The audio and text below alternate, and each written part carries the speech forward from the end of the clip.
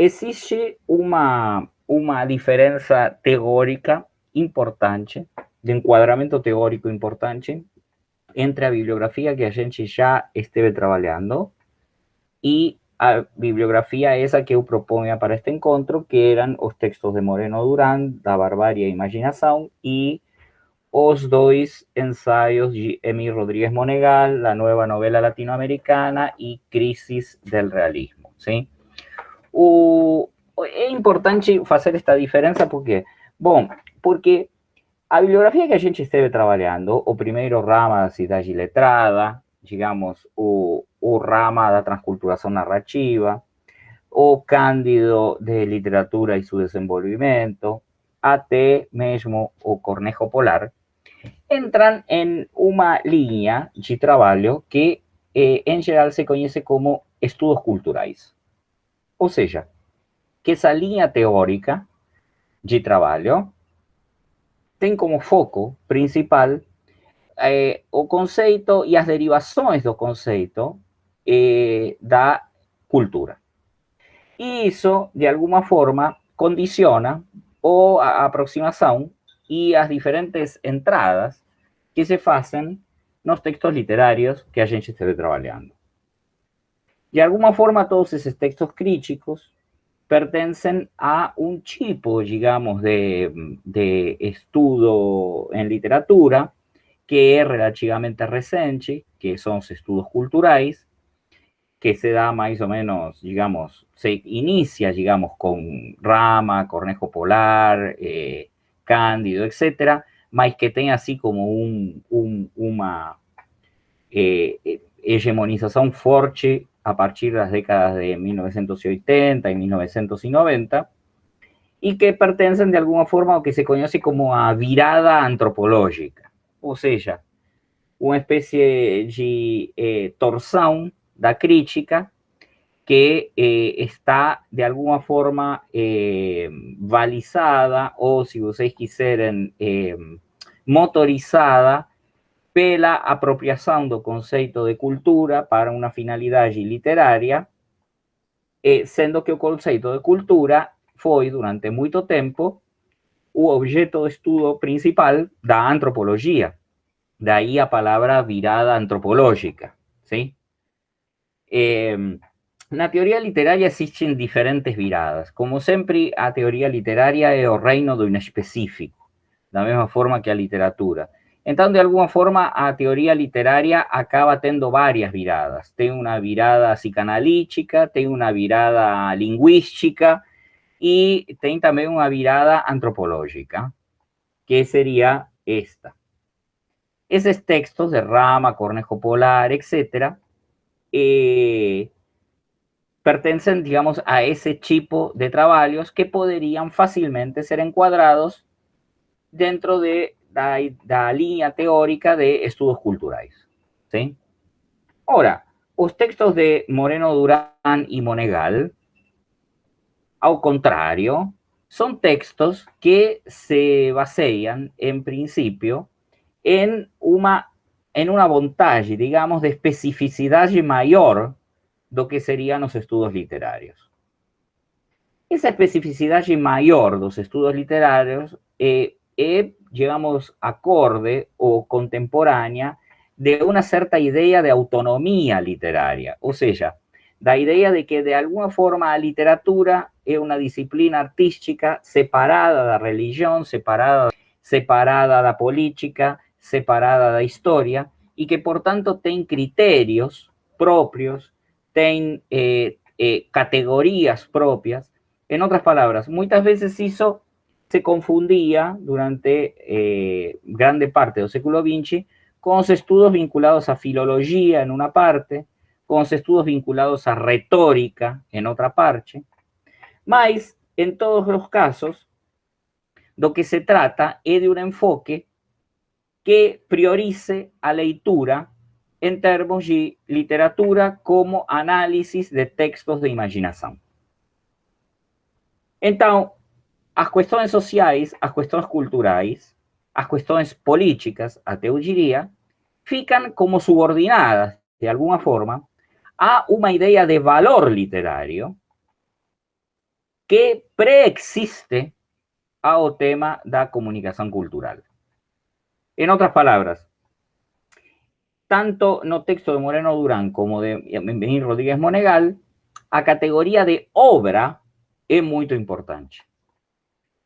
La categoría específica de obra literaria.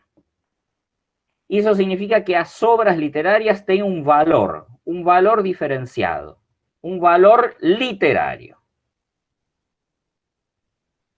Y en este sentido es que una parte de esas lecturas es, si vocês quiserem, semelhante a los estudios culturales, na medida en que uns y otros tienen el mismo objeto de estudio, mas también en otra parte es radicalmente oposta, na medida en que los estudios culturales, de alguna forma, están o tempo todo cuestionando o qué es el valor literario en base a una idea de campo y de gusto estético tracida por Bourdieu, pues la sociología de Bourdieu, que plantea la idea de que el valor literario, na verdade, es un problema de clase, es un problema simbólico y político vinculado a cultura, a clase social, a historia, a política, etc.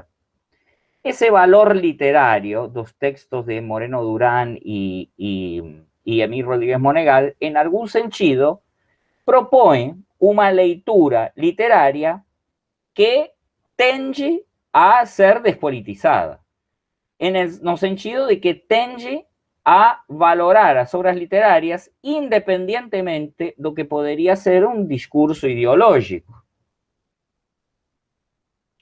Y en ese sentido, esa lectura literaria de Moreno Durán y de Emil Rodríguez Monegal está más aparentada con la idea de la teoría literaria llamada de close reading, o sea, de lectura fechada. A idea de que o propio texto literario es que propone las categorías y que, na medida do posible, es preferible no salir do texto literario, o sea, trabajar dentro do texto literario. Obviamente, esto no es tan así no caso de Moreno Durán y de Monegal, porque de facto ellos son dos críticos de América Latina o de Hispanoamérica, y obviamente no caso de Hispanoamérica, o problema cultural está atrelado ao problema literario de forma muy conflictuosa desde siempre. Por tanto, mesmo que exista uma ideia de historicidade literária mais que historicidade cultural nos textos de Moreno Durán y de Emil Rodríguez Monegal, plantean sí una posición, si vocês quiserem, ideológica, supuestamente neutral, que en ningún momento plantean Antonio Cándido, Cornejo Polar o Ángel Rama. Por ejemplo, Monegal y Ángel Rama fueron enemigos prácticamente irreconciliables en la vida social, ¿sí?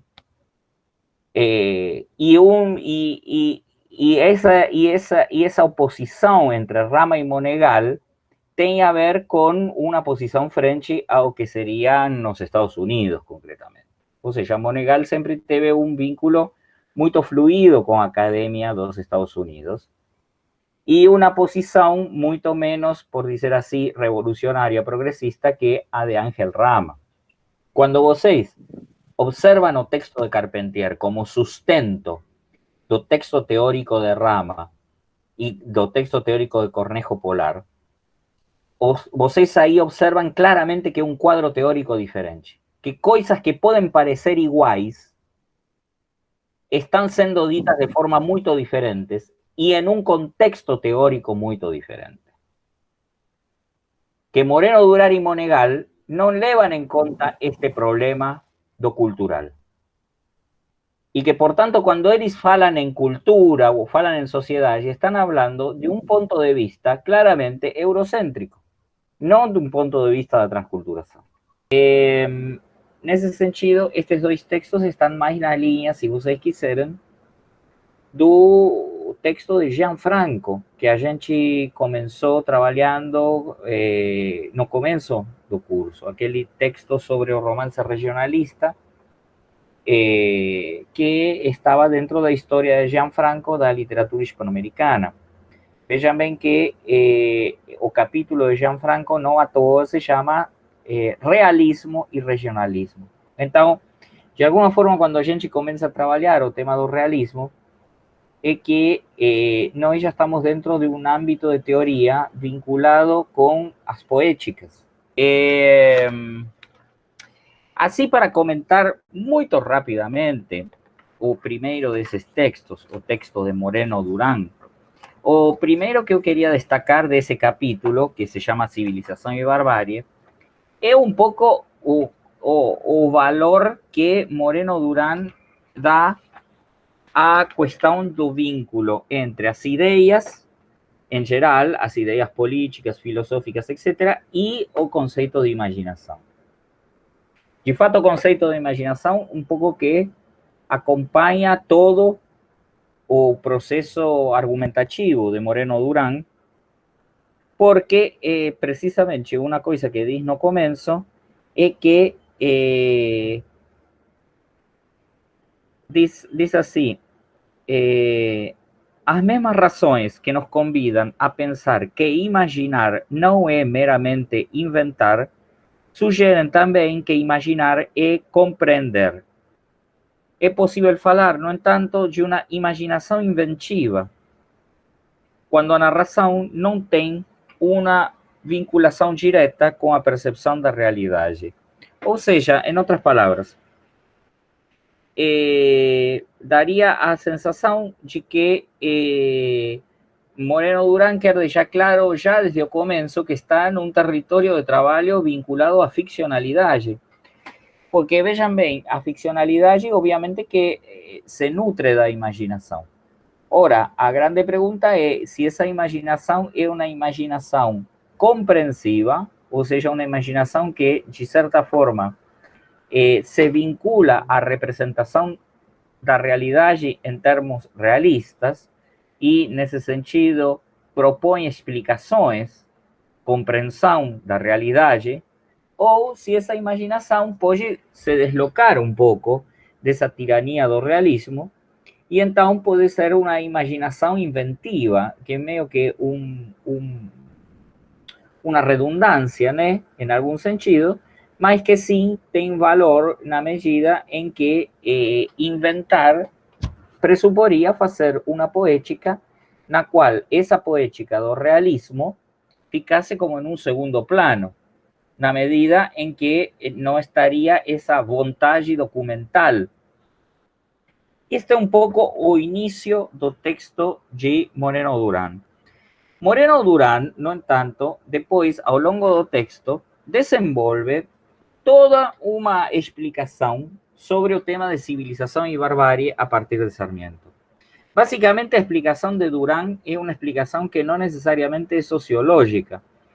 Moreno Durán o que observa é que Sarmiento, de alguma forma, está construindo uma oposição de tipo político para civilização e barbárie que tem dois espaços que são a cidade e o campo. Nesta ideia da cidade e do campo como espaços da imaginação, por uma parte para a ideia de civilização e para a ideia de cidade, é o que, de alguma forma, Moreno Durán, a partir da página 33, considera que na nova narrativa hispano-americana muda. A ideia de civilização e a ideia de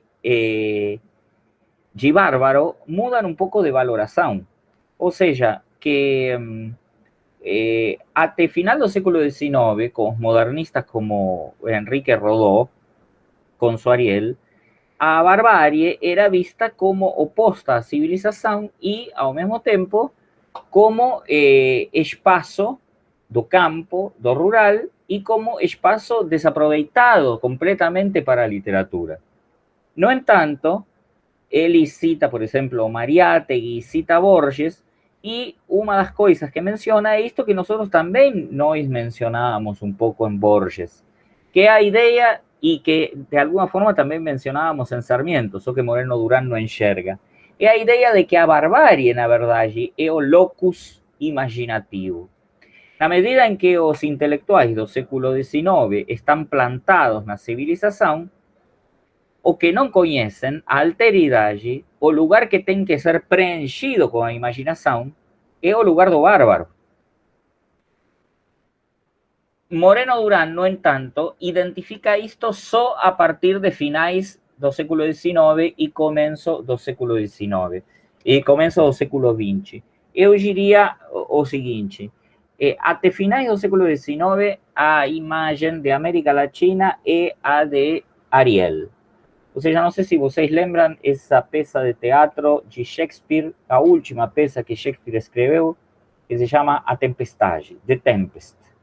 É a história de Próspero, um personagem que acaba desterrado numa ilha, na qual, digamos, acaba tentando construir uma espécie de utopia, ao modelo Thomas Morus, e existem dois seres fantásticos nessa ilha. Um anjo puro, virginal, culto, fino, instruído, razoável, portador da razão, que é o Ariel.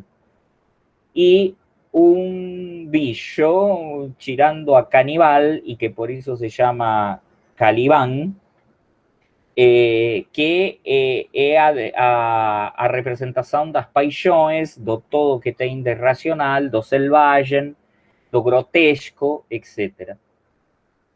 Parecería ser como que até final do século XIX, a própria literatura hispanoamericana, precisamente pelo ponto de vista dos intelectuais civilizadores, intentan identificar a Hispanoamérica con o Ariel. Y Ovillo canibal, Ovillo salvaje, que de alguna forma se opone a Ariel y que te amenaza a existencia de Ariel, sería a modernización, os Estados Unidos.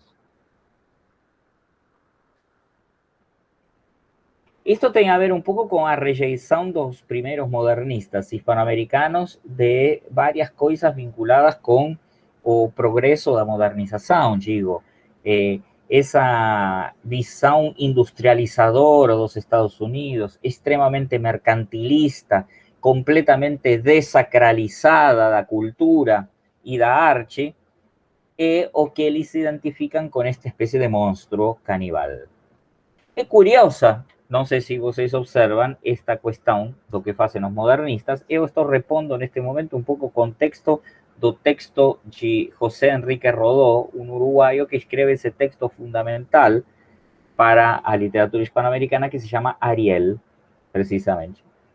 ¿Por qué no está no texto de Moreno Durán?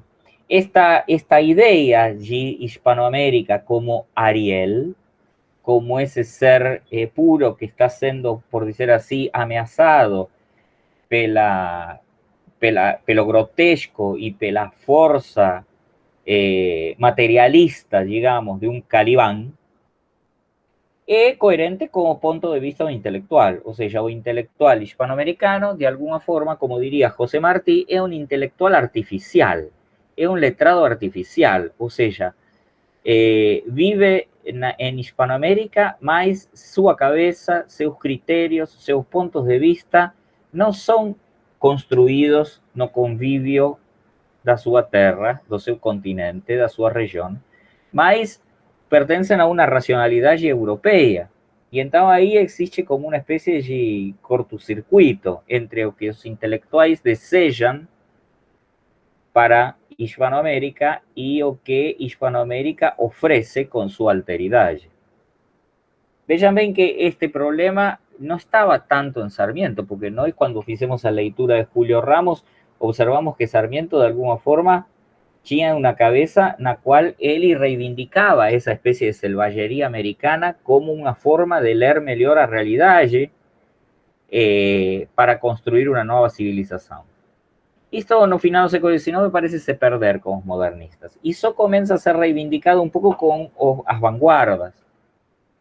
até chegar provavelmente a um ensaio de meados da década de 1960 de um cubano que se llama Roberto Fernández Retamar y que coloca o tema de Calibán, muda, por decir así, a valoração de Calibán, y entonces América Latina se transforma en ese salvaje, en ese continente culturalmente indómito, heterogéneo, que amenaza o Ariel, que en este caso ya no sería más Hispanoamérica o desejo de que Hispanoamérica podría ser culturalmente, más a racionalidade do primeiro mundo. Digo que esto acontece con las vanguardas porque a imagen do canibal está tanto no Manifesto para o Brasil como no Manifesto Antropofágico, y a propia categoría de antropofágico y a propia idea de canibalismo cultural comienza a ser una leitura que reivindica como esa digestión propia aquellas culturas puras vinculadas a un mundo europeo. En ese sentido, entonces, es que Moreno Durán polemiza con Carlos Fuentes.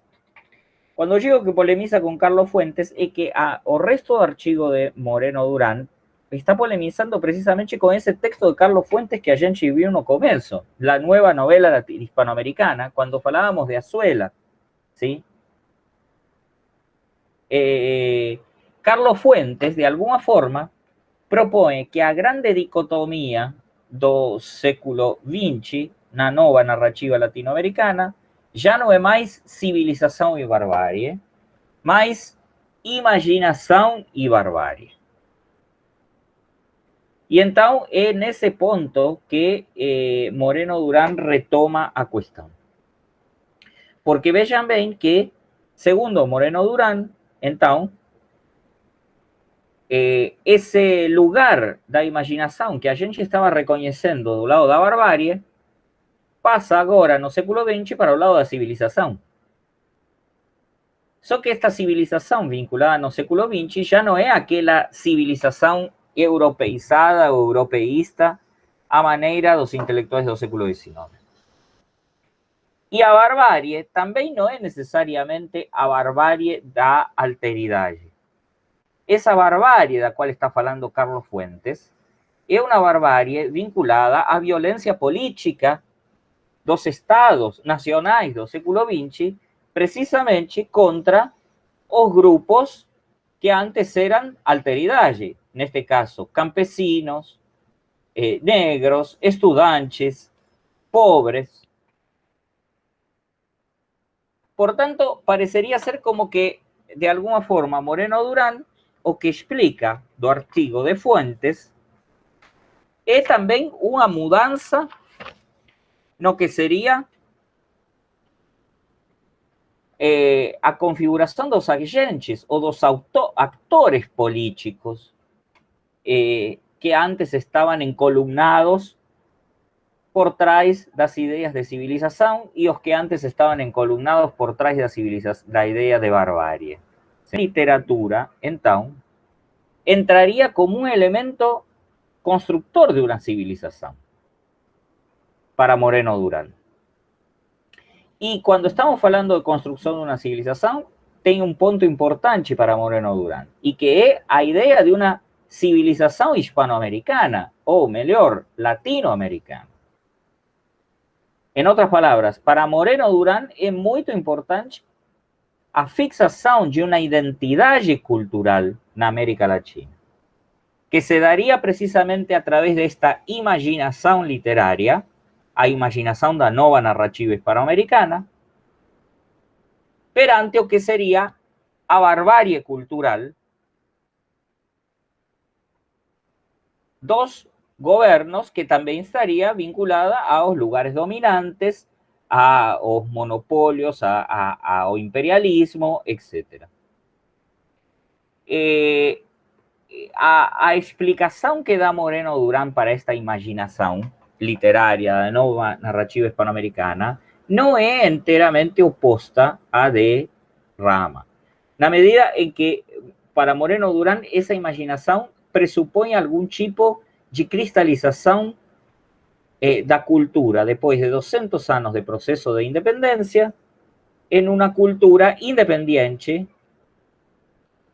dos Estados Unidos e da Europa. Y en ese sentido, presuporía también que se trata de una imaginación colectiva que promueve leitores en América Latina. En otras palabras, que no son solo leitores de fora los que identifican esa identidad, mas también, sobre todo, son leitores de dentro de América Latina, los que asumen esa identidad construida en la imaginación narrativa como propia. Aí, então, é que vem o final do texto de Moreno Durán. Porque o final do texto de Moreno Durán, de alguna forma, aquí sí polemiza con Carlos Fuentes. Porque Moreno Durán parecería ser que observa en Carlos Fuentes una cierta primacía de este olhar de intelectual por fora de América Latina. Do intelectual latinoamericano, mas que está falando desde Europa o desde los propios Estados Unidos, como Carlos Fuentes. En cuanto que propone que tal vez a escolha do diabo do final do século XX seja não imaginação ou barbárie, mas alienação ou imaginação.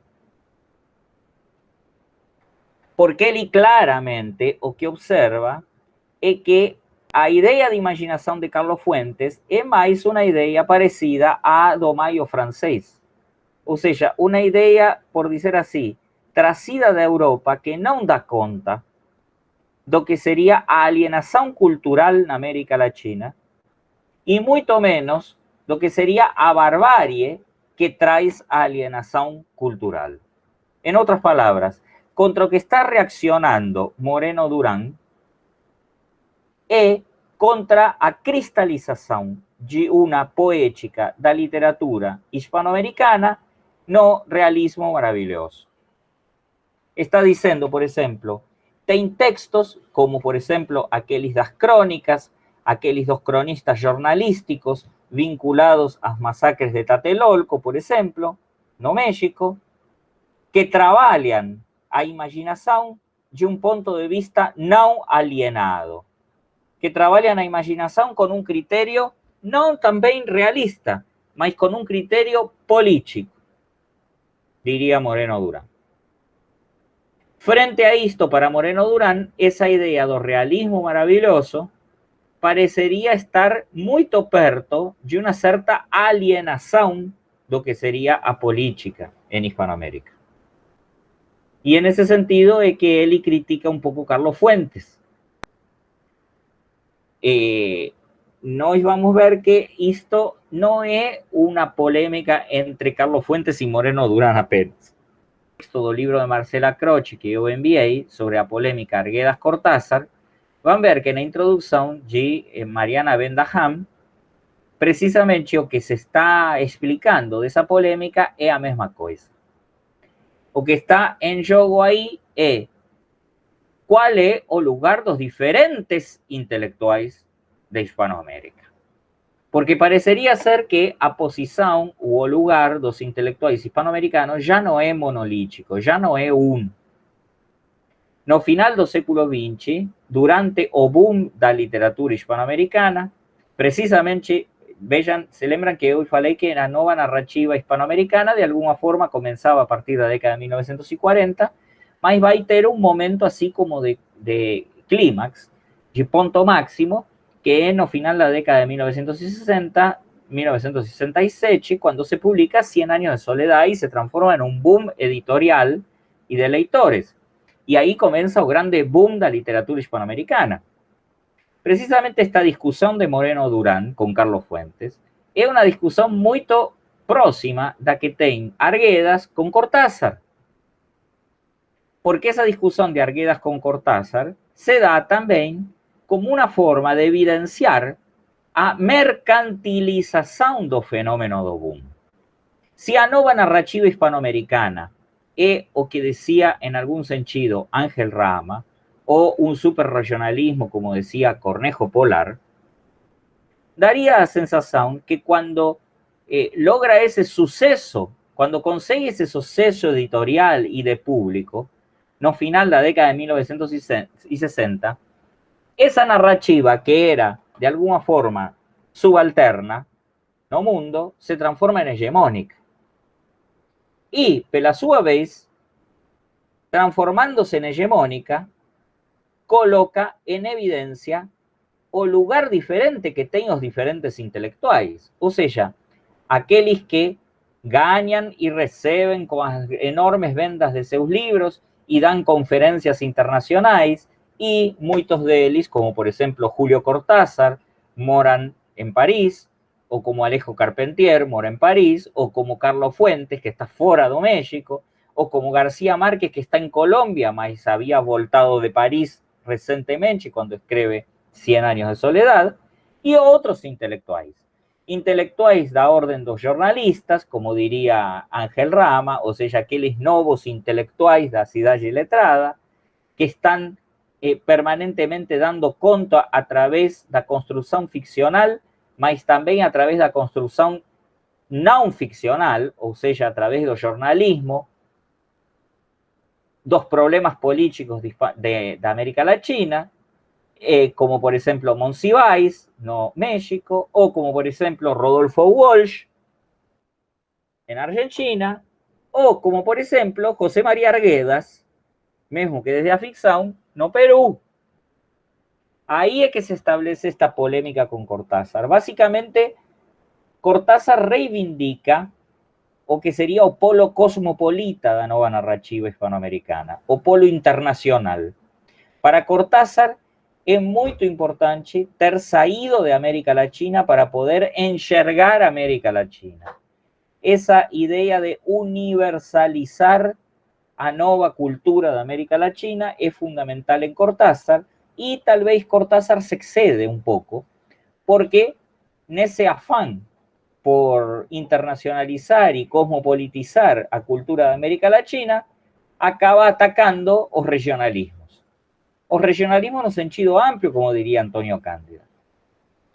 Aqueles que trabalhan una literatura que no necesariamente, ni temáticamente, ni informalmente, adopta ese punto de vista desde un lugar hegemónico. O sea, una literatura que mesmo sendo parte da nova narrativa hispanoamericana, sustenta y mantén ese gosto pelos espaços subalternos da região e da província, do interior da América Latina, que é onde que se encontra a narrativa de José María Arguedas, precisamente.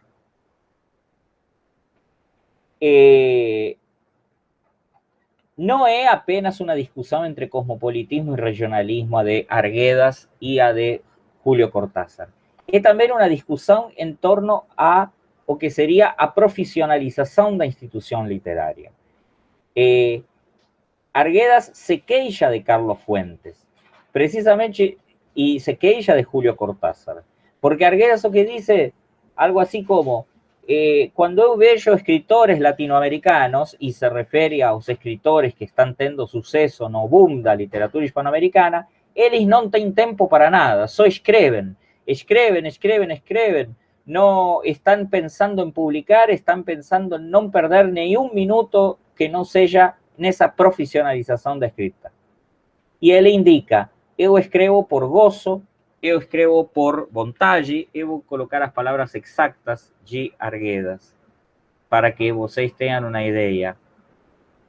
Ele diz claramente, no es profesión escribir novelas y poesías. Escribimos por amor, por goce, por necesidad, no por oficio. Eso de planear una novela pensando en que con su venta se han de ganar honorarios me parece cosa de gente muy metida en las especializaciones. Yo vivo para escribir y creo que hay que vivir desincondicionalmente para interpretar el caos y el orden. No sé si vocês observan a diferencia enorme que existe entre o que sería ya un aparelho productivo para una literatura hispanoamericana, con escritores escribiendo para ser publicados a través de las editoras de Barcelona y poder vender romances y literatura en 3 continentes, ¿sí? Frente a esta definición de Arguedas, que se coloca casi que en un lugar diletante, si vocês quieren, amador da literatura. O sea, como diciendo, para mí la literatura pasa por otro lugar. Pasa por el lugar da subjetividade, pasa pelo lugar da compreensão do mundo, pasa pela experiência ou pela aventura antropológica, pasa pela vitalidade e passa, sobretudo, pela cultura. E não necessariamente pelas vendas, não necessariamente pelo reconhecimento internacional. Esta observação de José María Arguedas é muito importante, porque reposiciona nuevamente el problema del regionalismo.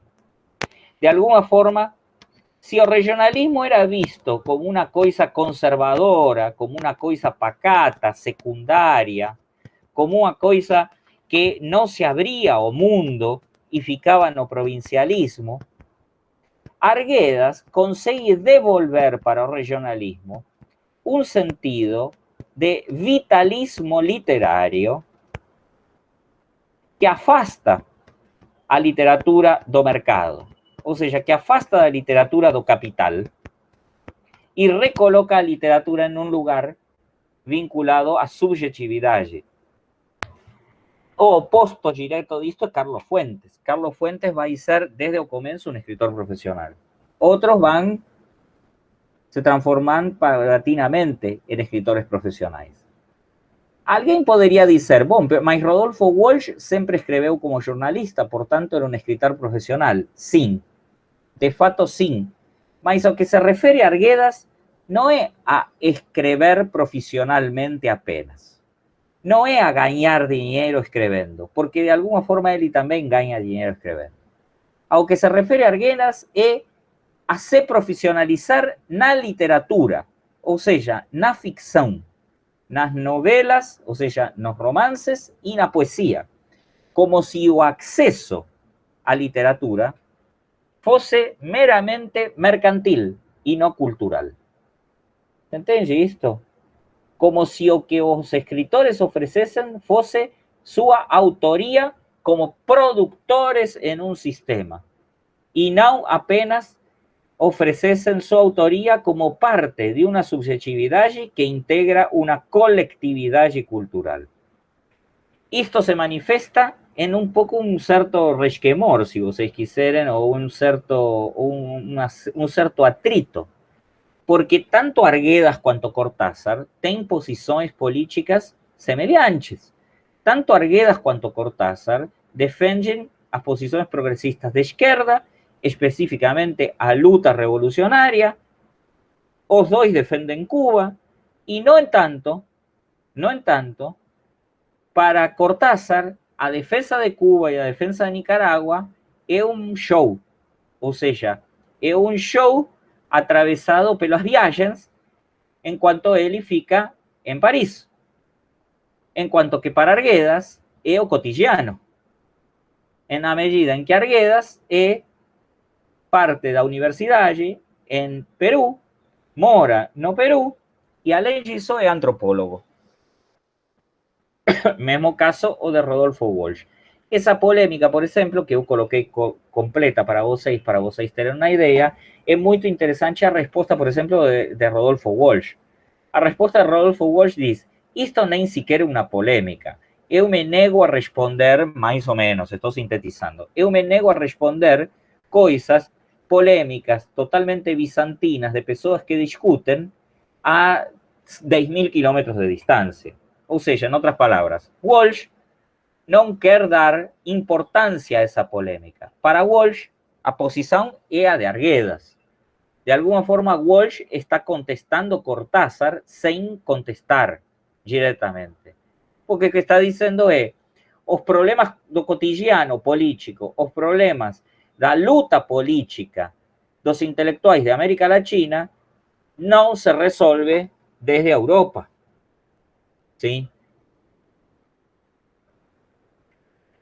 Qual é a posição final disto? Bom, é uma posição difícil de assumir. Quem tinha razão, Cortázar ou Arguedas? Bom, provavelmente nenhum dos dois, mas o que sim é importante é indicar que todo processo de superregionalismo, ou seja, de cosmopolitização, de internacionalização, ou se vocês quiserem, de universalização,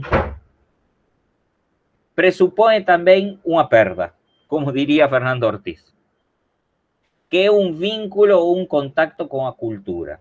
Por quê? Porque a universalização, em pleno século XX, não significa apenas um trasvasamento de valores. Significa o ingresso em uma indústria cultural. Vejam bem que aqui é onde que fica mais clara a diferença entre cultura, no sentido antropológico que nós viemos trabalhando, no sentido antropológico que entendia a palavra cultura Arguedas, e a ideia de indústria cultural, ou seja, os shows, a mídia, as publicações, etc. A indústria cultural, de alguma forma, é sim uma mercantilização, uma rodada da ideia de cultura em um sistema de capital, de intercâmbio capitalista. E, portanto, a cultura, na verdade, é um objeto dentro da indústria cultural. Não é aquilo que na antropologia cria a comunidade e cria a sociabilidade. A alienação pela qual, por exemplo, Moreno Durán às vezes se queixava era, por exemplo, a da MTV Latina. Ou seja, hoje vocês podem observar claramente que a música latina pareceria ser, para muitos críticos, um lugar de comunidade e de reconhecimento cultural dos latino-americanos. No entanto, é óbvio que essa música latina tem algo de latina culturalmente, mas sobretudo tem muito do business, ou seja, da indústria cultural fonográfica que se desenvolve em Miami. En otras palabras, que esa comunidad supuestamente tracida para América Latina a través de la música latina es más una comunidad mediada por la industria cultural y no criada por los grupos humanos. Claro, alguien podría decir, bom, mas que hizo? Tenemos que voltar ao fogo, a fogueira para poder ter algún tipo de reconocimiento de industria cultural. Bom, não estou dizendo diretamente isso, mas a problemática deixa em evidência que não é a mesma coisa popular que massivo, que não é a mesma coisa popular que subalterno, que o popular não necessariamente é subalterno, pode ser hegemônico, que o massivo não necessariamente é popular, y que o masivo y popular no necesariamente es culturalmente significativo para a comunidade. Na verdade, os ministerios de cultura deberían llamarse ministerios de indústria cultural. Então, essa é um pouco uma certa visão que eu queria, por dizer assim, trazer para vocês a partir de Moreno Durán y para poder vincular un poco con el texto de Vendaham, que está en el libro de Croce sobre la polémica Arguedas-Cortázar. A posición de Arguedas era una posición muy interesante. Arguedas tem uma língua materna que é o quichua. Arguedas aprende o espanhol. Y cuando aprende o español, con o español no ve apenas o uso do español. Ven o uso educativo, o, si vocês quiserem, o uso formativo do español. Arguedas se transforma en antropólogo. Y como antropólogo comienza a estudiar o qué? Culturas cuya lengua materna es o quichua. No sé si vocês observan a ironía o a paradoxo disto. Arguedas deixa su lengua materna para o español para se transformar en antropólogo. Y como antropólogo comienza a estudiar a sí propio, porque él tiene lengua materna o quichua. O sea, se transforma, por decir así, en objeto de estudio de sí propio. Ese es el momento en el cual Arguedas descubre que para poder contar sobre sí propio antropológicamente, o discurso en español o en inglés o académico, antropológico, no sirve. ¿Qué aparece? Aparece a ficción, aparece a literatura. A gente podría leer los textos de Arguedas como una literatura claramente antropológica. O sea, ¿cuál es a motivación de Arguedas? De escrever con a ficción. Poder trazer isso que a propia lógica da antropologia não pode captar, que é essa subjetividade em uma comunidade de fala quichua. O conflicto cultural na cabeça de José María Arguedas é da ordem do enlouquecedor, diria. Se transformar em objeto de si próprio. Mas vejam bem, ese transformarse en objeto de sí propio está ancorado no que é o sistema simbólico básico da cultura, que é a língua. O propio objeto de estudo construído con a língua hegemónica, o español, permite una acción política y tal vez una saída o una luta en relación con eso.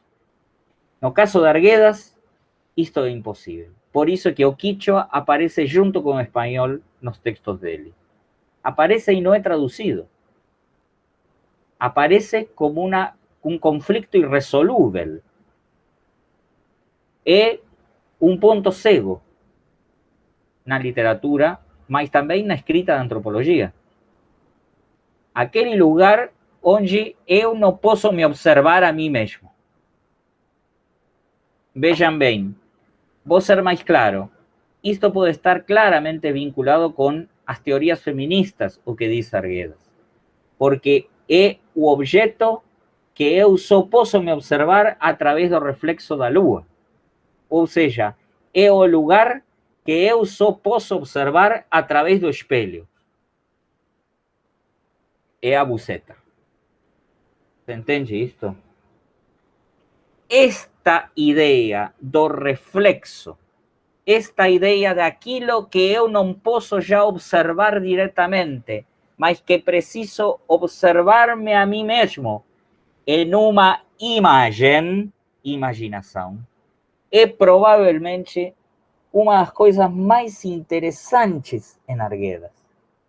Porque ao longo de todos os textos de Arguedas, vocês, eu pelo menos, e aqui se vou falar eu, tenho a sensação de uma luz indirecta. Eu tenho a sensação de uma luz lunar, por dizer assim. A sensação de que claramente estão desprovidos dessa ideia de lugar de poder fálico, de lugar de poder asumido como parte de uma arma. Os textos de Arguedas se recusam a isso. Os textos de Arguedas, de alguma forma, trazem o quechua directamente, colocado ahí, como una evidencia. No sé si funcionará como discurso político en las circunstancias actuales, mas que funciona como trazer esa imagen do que no tem poder, do que no es fálico, o sea, aquilo que está sob a luz nocturna o lunar, o aquilo que ninguém pode olhar directamente. É interessante essa observação. Sim. A grande pergunta é quem fala? dos índios. Quem fala dos falantes culturais do Quichua quando Arguedas escreve? São Arguedas. Porque o outro escritor da época, comparável em qualidade e em sucesso a Arguedas, é Mário Vargas Llosa, cuya literatura peruana está claramente más próxima da de Julio Cortázar que la de Arguedas. En ese texto de Rama, cuando él analiza Pedro Páramo, Los ríos profundos, 100 años de soledad y Grande Sertão Veredas, yo diría que Rama no percibe un poco una diferencia bastante importante que existe entre Los ríos profundos y Pedro Páramo por una parte.